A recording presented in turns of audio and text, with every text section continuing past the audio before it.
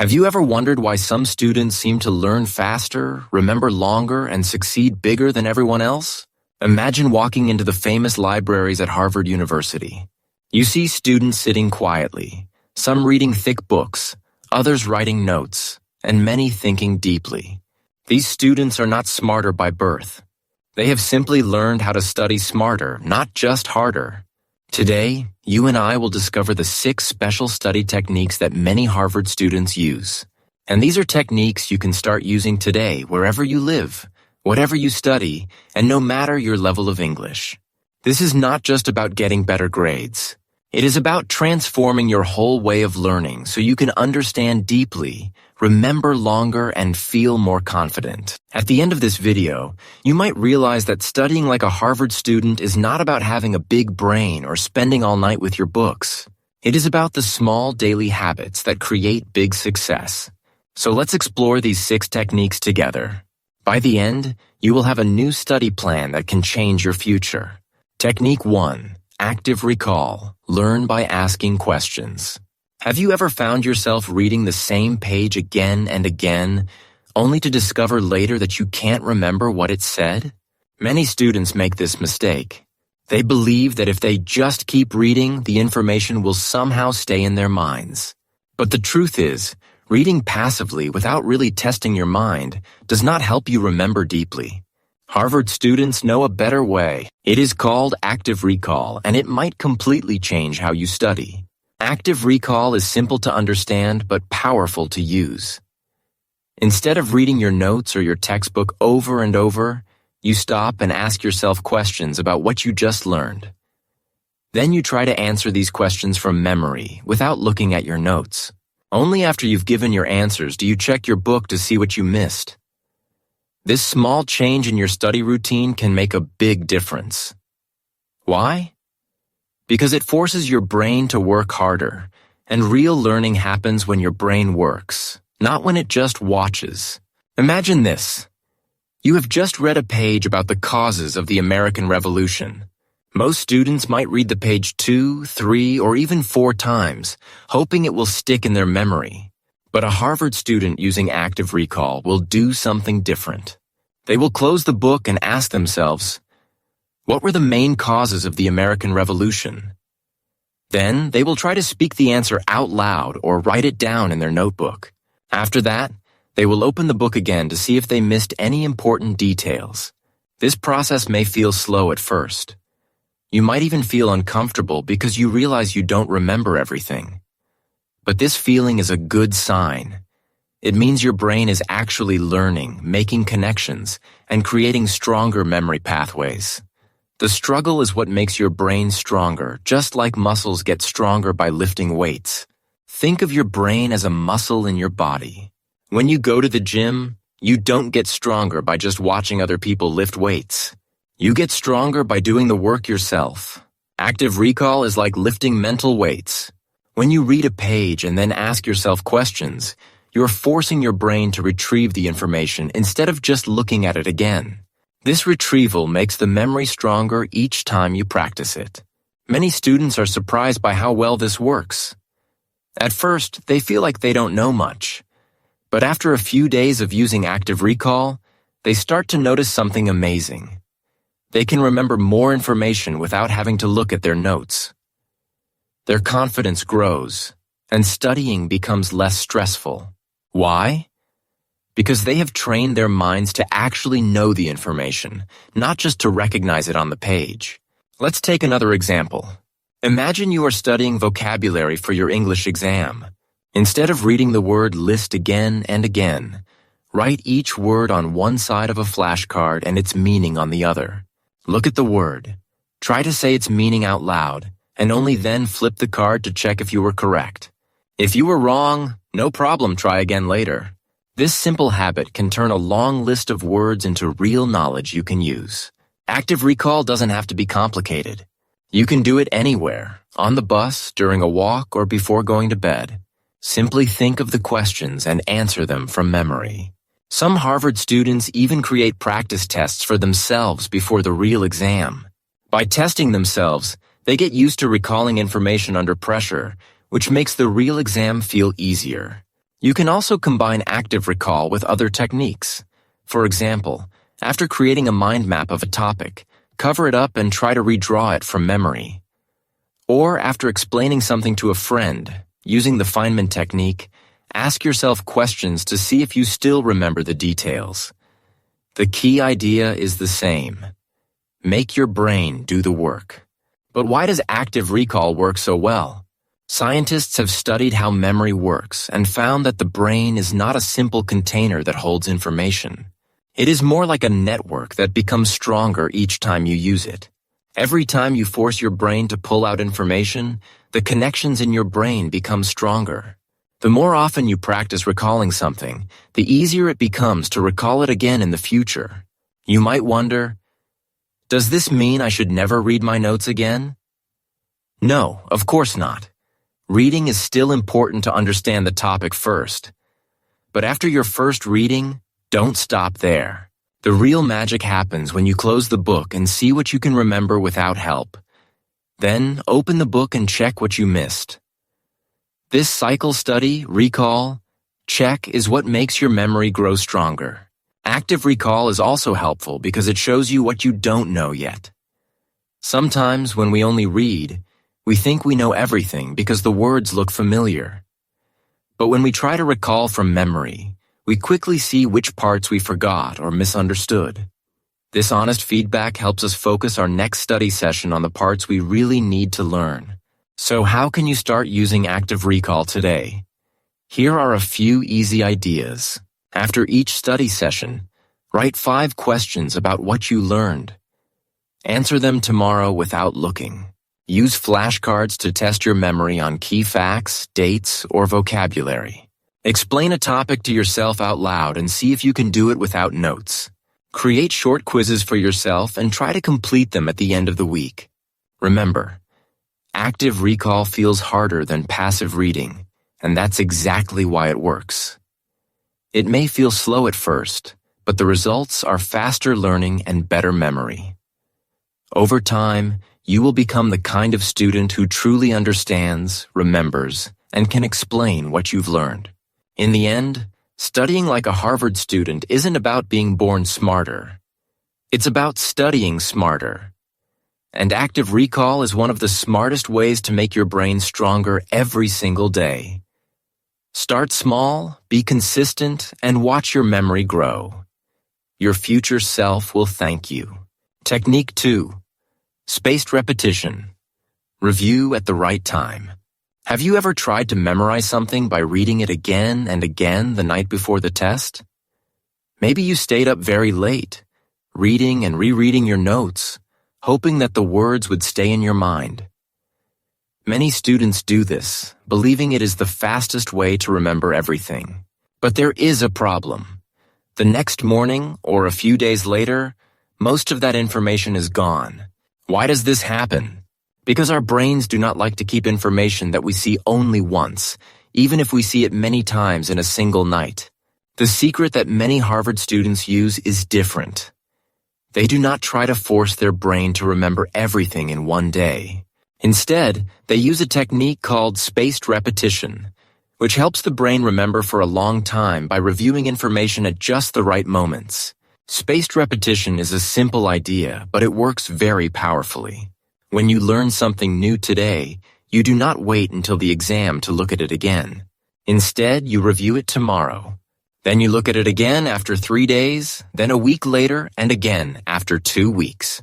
Each time you review, you help the information move from your short-term memory into your long-term memory. This is like planting a seed in the ground. If you water it too much in one day, it might drown and die. But if you water it a little bit every few days, it grows strong roots and becomes a healthy plant. In the same way, your memory grows stronger when you review information over time, instead of trying to memorize it all at once. Let's imagine you are learning new vocabulary words in English. Today, you write down 10 new words in your notebook. Tomorrow, you look at them again and test yourself. Can you remember the meanings? Maybe you forget some words, so you review those again. 3 days later, you test yourself again. This time, you remember more words. After a week, you do it again. And finally, 2 weeks later, you check once more. You will be surprised to see that most of the words stay in your memory without needing to study them every single day. Why does this happen? Because every time you recall the words after waiting a little longer, your brain must work harder to remember them. This effort makes the memory stronger, just like exercising a muscle. The best time to review is right before you're about to forget. By doing this, you keep the memory alive and make it stronger each time. Many Harvard students use special tools to help them do spaced repetition.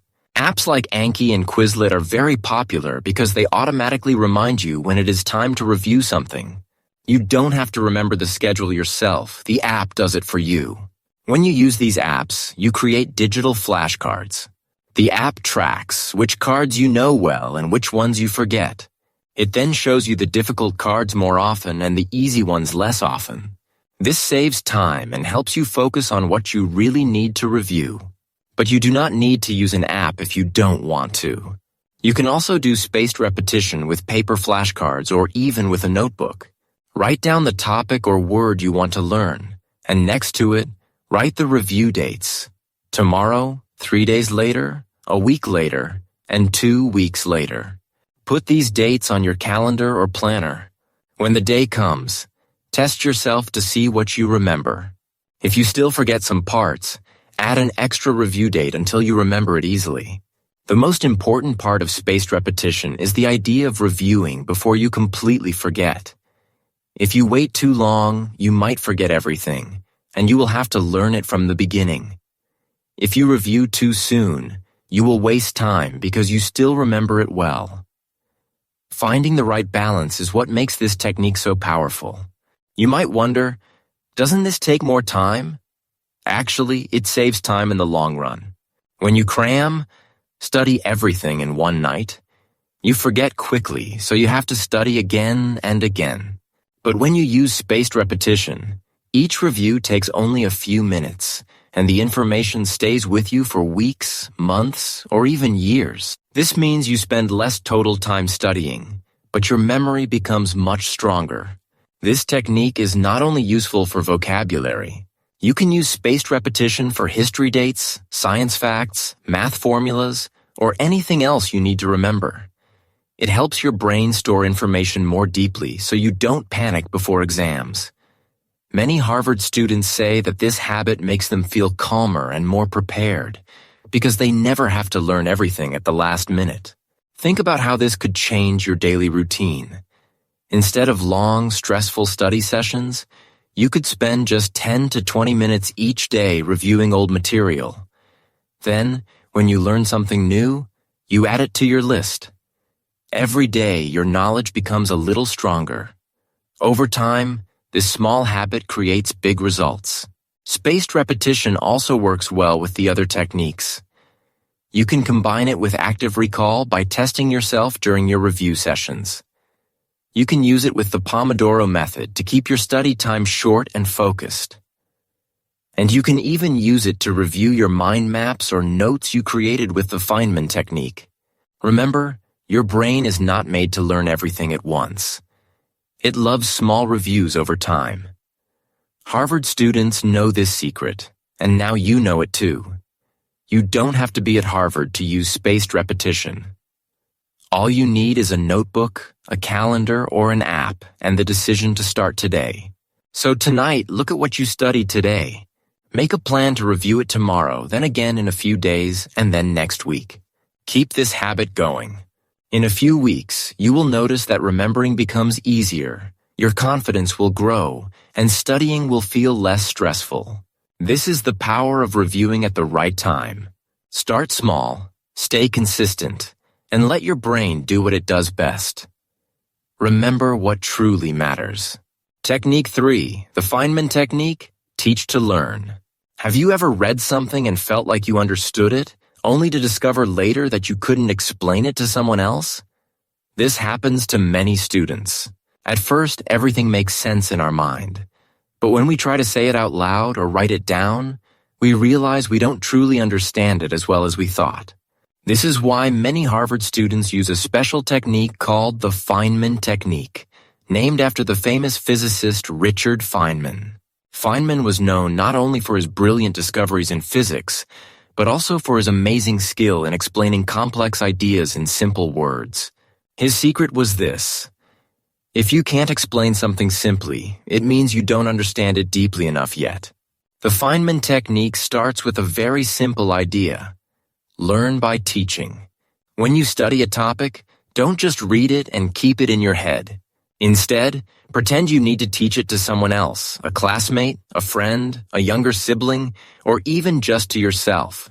Imagine your listener knows nothing about the topic. Your goal is to explain it so clearly and simply that they can understand it, even without background knowledge. This forces your brain to organize what you know, find connections, and turn complicated ideas into clear thoughts. Let's say you are studying photosynthesis in biology. After reading about it, you close your book and try to explain it out loud. You might say, photosynthesis is the process by which plants make food from sunlight, water, and carbon dioxide. The plant uses sunlight to change these things into glucose, which is a kind of sugar. If you find yourself using big words that you don't fully understand, or if you get stuck trying to explain why something happens, this shows you where your understanding is weak. Then, you go back to your book or notes, learn that part again, and repeat the process until you can explain it smoothly and confidently. The beauty of the Feynman technique is that it doesn't need any special tools. You don't need expensive software, a big whiteboard, or a real classroom. You can do it anytime and anywhere. For example, after you finish reading a topic, take 5 minutes to speak out loud to yourself as if you are giving a mini lecture. Or write what you would say in a notebook. Use simple words and short sentences, as if your listener is a beginner. The more you do this, the clearer your understanding becomes. Many Harvard students use this technique not just before exams, but as part of their daily study routine. After each lecture or reading session, they spend a few minutes summarizing what they learned in their own words. Some even make short videos or audio recordings explaining topics, which they can listen to later to check their clarity. This habit helps them notice what they truly know and what they only think they know. It turns passive reading into active learning. Another powerful part of the Feynman technique is that it helps you discover gaps in your knowledge. When you read, everything can seem familiar because your brain is just recognizing words on the page. But when you try to teach, you must create the explanation yourself. This is much harder, and that's why it works. The moment you struggle to explain something is the moment you find out what you don't fully understand yet. Instead of being discouraged by this, see it as a gift. Now you know exactly where to focus your next study session. Let's look at another example. Suppose you are studying the difference between mitosis and meiosis in cell biology. You read your notes, then close them and try to explain. Mitosis is, it's how cells divide, and meiosis is for reproduction? You realize your explanation isn't clear, so you go back to your notes, learn again, and then try to explain. Mitosis is the process that makes two identical cells from one parent cell. Meiosis is different because it creates 4 cells, each with half the number of chromosomes, which are used in sexual reproduction. Now your explanation is clearer and shows deeper understanding. You can also combine the Feynman technique with other techniques. For example, after doing active recall, you might find topics you couldn't remember well. Then you use the Feynman technique to teach those topics to yourself, making them clearer in your mind. Or you can review your mind map by explaining each branch in your own words. The Feynman technique also helps reduce exam anxiety. When you get used to explaining topics without notes, you train your brain to recall and speak under pressure, just like in an exam situation. Many students say that after practicing this way, they feel calmer and more confident during real tests because explaining becomes natural. And remember, teaching doesn't have to be perfect. Even if you get stuck, that moment teaches you something valuable about what you don't understand yet. Over time, your explanations become smoother and simpler. You also learn to see connections between topics that you might have missed before. You can make this technique a daily habit. At the end of each study session, spend just 5 or 10 minutes explaining what you learned out loud. If you don't want to speak, write it in your notebook. If you have a study group, take turns teaching each other topics from your notes. The key is to keep it simple, clear, and honest. In the end, the Feynman technique isn't just about memorizing facts. It's about truly understanding ideas so deeply that you can share them with anyone. This is what turns average understanding into real mastery. Harvard students use this technique because they know that being able to teach something shows you have learned it well. And now, you can use it too. So tonight, after you finish studying, don't just close your book and move on. Instead, take a few minutes to teach what you learned to yourself, to a friend, or even to an empty room. You will be surprised by how much clearer and more confident you feel. Remember, if you can't explain it simply, you don't fully understand it yet. And when you can explain it simply, you know you've truly learned it. Technique 4, Pomodoro Method. Focus in short bursts. Have you ever tried to study for hours and hours, only to find that you can't remember most of what you read? Maybe you feel tired. Your mind starts to wander and you end up looking at your phone, thinking about dinner, or daydreaming about something else.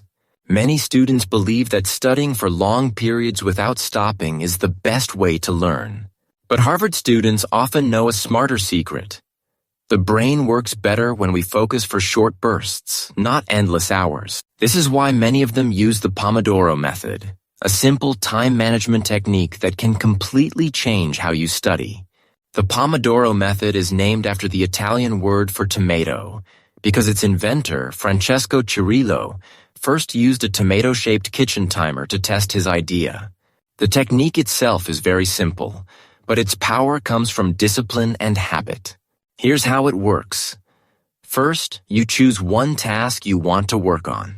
It could be reading a chapter, solving math problems, or reviewing vocabulary words. Next, you set a timer for 25 minutes. During these 25 minutes, you do nothing else. No phone, no social media, no texting, and no daydreaming.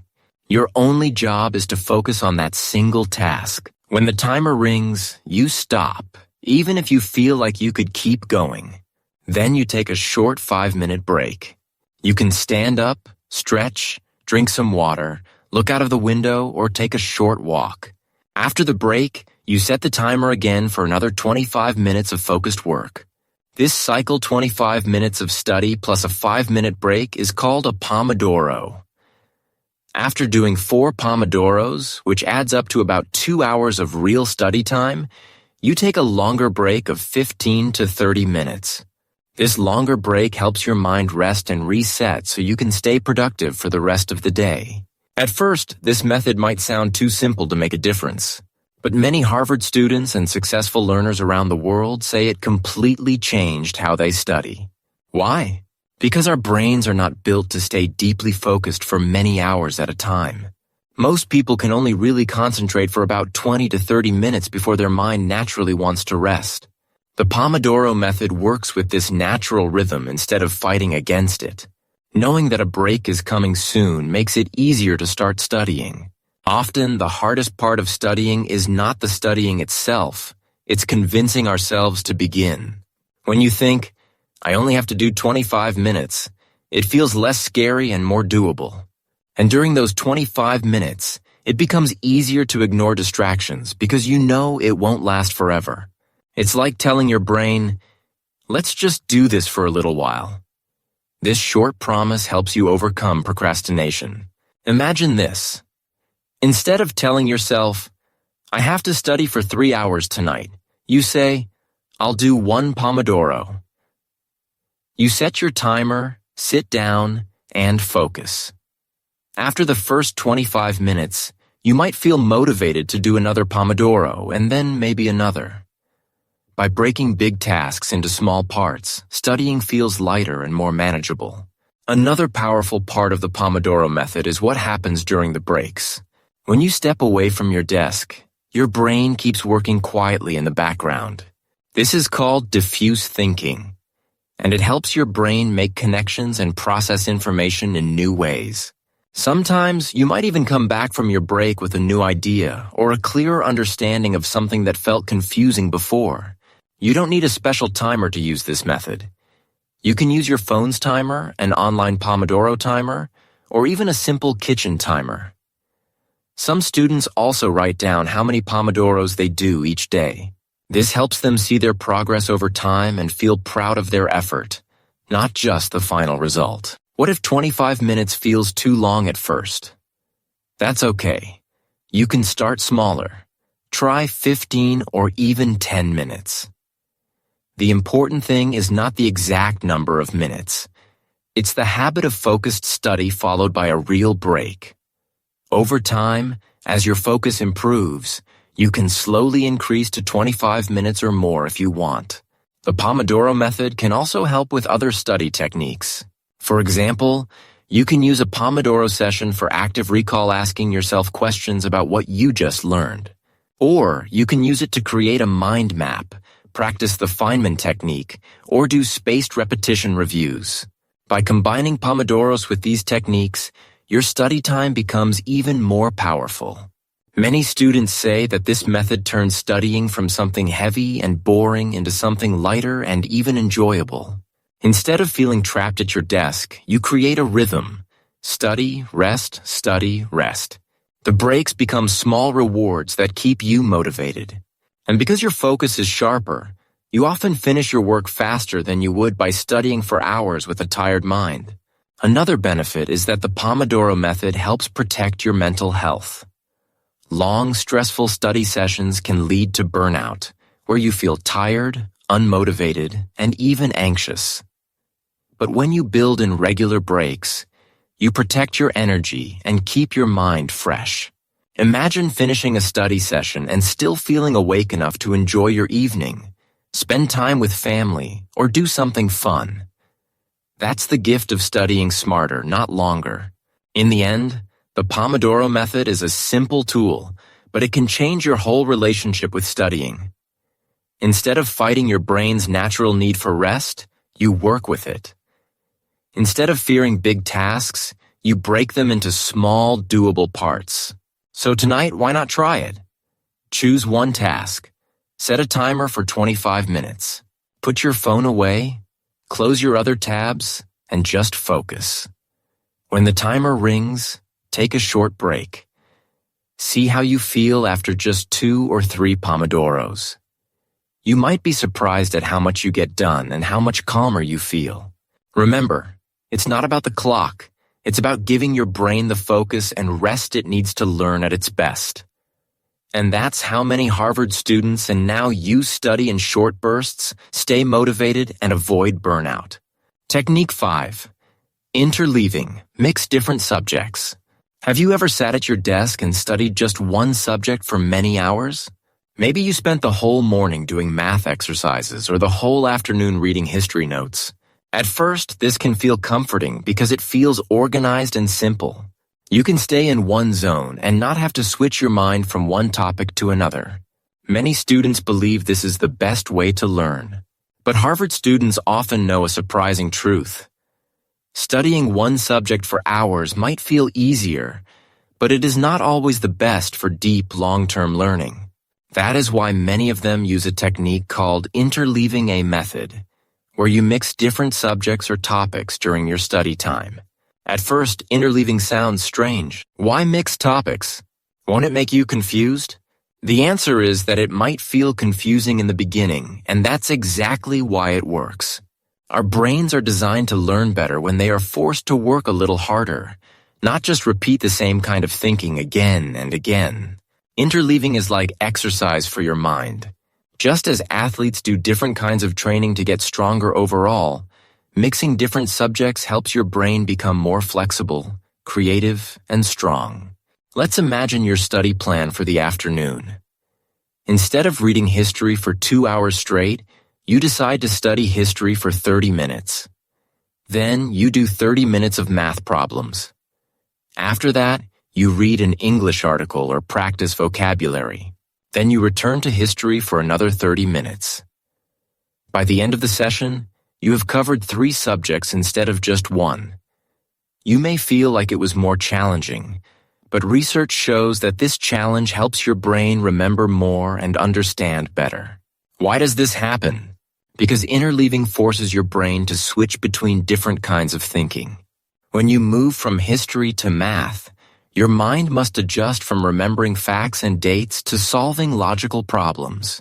Then, when you read an English text, your brain works on language skills, vocabulary, and comprehension. Switching back to history, your brain has to recall what you studied earlier and connect it to what you are learning now.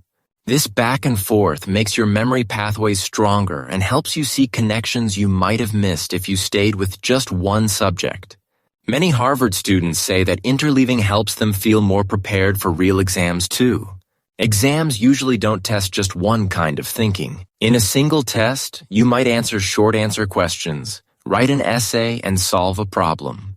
By practicing switching between subjects, you train your brain to be ready for anything. It's like learning to dance to different rhythms instead of always practicing the same step. Some students worry that mixing subjects will make them more confused. But this feeling of struggle is actually a sign that your brain is learning deeply.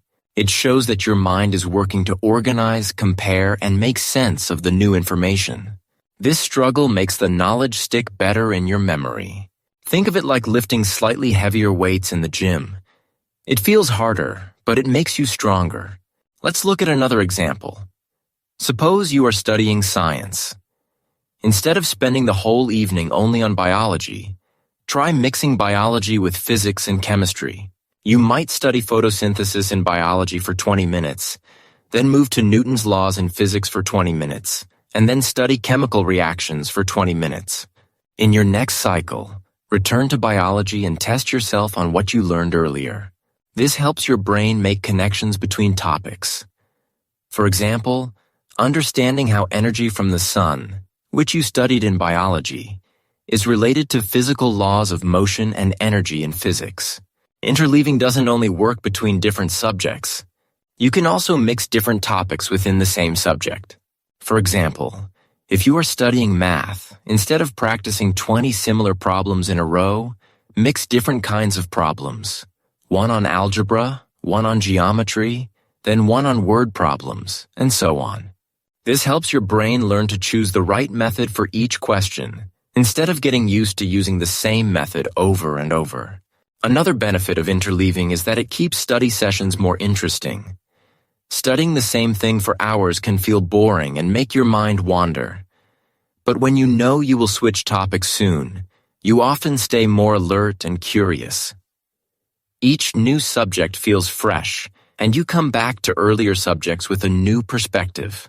Many Harvard students combine interleaving with other techniques too. For example, they use the Pomodoro Method to study in short sessions of 25 minutes and then switch subjects after each Pomodoro. They also use active recall while switching by testing themselves on the last subject before starting the next one. This way, they build strong memory connections and keep study time efficient. You don't need to plan a perfect schedule to start interleaving. Even small steps help. Next time you sit to study, instead of spending the whole time on one topic, mix 2 or 3 subjects. Try 30 minutes each, or even 20 minutes if that feels easier. Notice how your mind feels more challenged, and how you start to remember better after a few days. At first, it might feel messy, and you might think, am I really learning? But remember, real learning happens when your brain feels a little uncomfortable. The confusion means your mind is working hard to make sense of new information and to build stronger pathways. In the end, interleaving is not about making studying harder. It is about making it smarter. It helps you see patterns, make connections, and train your brain to think flexibly skills that matter far beyond exams. Harvard students use it because it works, and now you can use it too. So next time you sit down to study, ask yourself, how can I mix this up? Try history, then math, then English. Mix topics, test yourself, and come back to them later. Over time, you will see that your memory becomes sharper, your understanding deeper, and your study time more effective. That is the power of interleaving, training your brain to be ready for anything by mixing different subjects every day. Technique 6. Mind mapping. See the big picture. Have you ever felt overwhelmed by all the facts, dates, and ideas you need to remember? Maybe you read a long chapter and think, how can I keep all of this in my mind? Many students face this problem, especially when the topic is large and complex. But Harvard students often use a simple visual tool to help them understand, organize, and remember what they study. This tool is called mind mapping. It is not only about drawing. It is about seeing how everything fits together, like pieces of a puzzle. A mind map starts with a blank page and a central idea. For example, if you are learning about the causes of World War II, write World War II causes in the center of your page. Then, draw thick lines like tree branches going out from the center. Each branch represents a big category, such as political factors, economic factors, social factors, and military factors. From these main branches, draw smaller branches that show the details. Under political factors, you might write Rise of Hitler, Treaty of Versailles, or Failure of the League of Nations. Under economic factors, you might write Great Depression, unemployment, and economic instability. And you keep branching out until you see the topic clearly in front of you. Why is this so helpful? Because your brain loves images and connections. When you look at a mind map, you don't just see a list of words. You see relationships, patterns, and the big picture. Instead of remembering facts in isolation, you remember them as part of a story. And because you create the map yourself, it becomes your mental picture. Later, when you think of the topic, your mind can see the branches and remember what was on each one. Some students worry they need to be good at drawing to make a mind map. But the truth is, you don't need artistic skills. You only need paper and a pen. If you want, you can use colors, arrows, and symbols to make it clearer and more memorable. For example, use red for political topics, green for economic topics, and blue for social topics. Draw stars next to the most important points or arrows to show cause and effect. The creative part helps you remember because it forces you to engage with the material, not just copy it. Mind mapping can be used for any subject. In literature, you can create a mind map for a book. Write the title in the center, then branch out to main characters, themes, events, and symbols. In science, you can map a concept like photosynthesis with branches for sunlight, water, carbon dioxide, and glucose.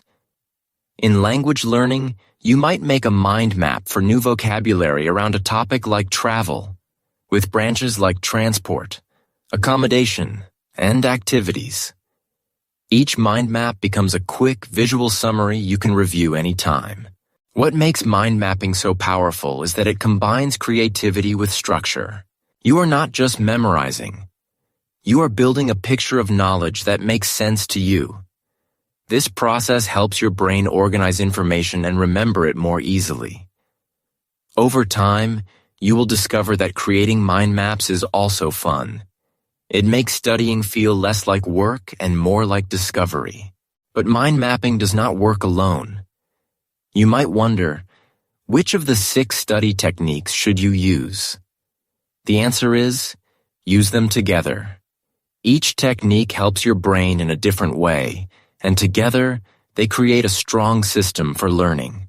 Active recall helps you test your memory by asking questions instead of just reading. Spaced repetition makes you review at the right moments so you don't forget. The Feynman Technique helps you explain topics in simple words, showing what you truly understand. Pomodoro Method keeps your focus sharp with short, timed study sessions and breaks. Interleaving helps you see connections by mixing different subjects instead of studying only one at a time.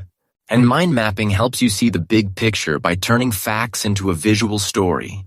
Imagine what your day might look like if you studied this way. In the morning, you start with a Pomodoro.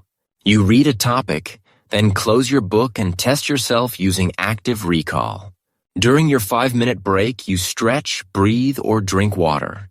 Then, in your next Pomodoro, you use the Feynman Technique to explain what you learned out loud or in writing. Later in the day, you do spaced repetition with flashcards, reviewing what you studied yesterday and last week. You mix your subjects using interleaving. 20 minutes of history, then math, then science. And at night, you draw a mind map to connect everything you studied. Each day, these small steps build your knowledge, memory, and confidence. You won't need to stay up all night before exams because you will have been learning actively every day. You won't feel lost when a teacher asks a question because you won't just remember the words, you will understand them. And you will have more free time because you study smarter, not longer. But there is something even more important than these tools: the mindset of a Harvard student. These students often believe 3 key things. First, learning is active, not passive. They don't just read, they question, test, explain, and create. Second, failure is feedback, not defeat. If they forget something, they see it as a sign to review, not as proof they can't learn. Third, small steps every day beat big efforts once in a while. They don't wait until the last minute. They build habits, knowing that real success comes from what you do consistently, not what you do once. The best part? You don't need to be at Harvard to use these ideas. You can use them anywhere starting today. You can draw your own mind maps, quiz yourself, mix subjects, and study in short bursts. Over time, these habits can change not only your grades, but also how you see yourself as a learner. The tools are here. The question is, will you use them? Start today. Draw your first mind map. Test yourself with one question. Study for 25 minutes without your phone. And tomorrow, do it again. Little by little, you will discover what many Harvard students have learned. The real secret is not studying harder. It's studying smarter, with curiosity, courage, and consistency. Final thoughts: you can do this. Many people believe that Harvard students are born geniuses with special talents, but the truth is very different.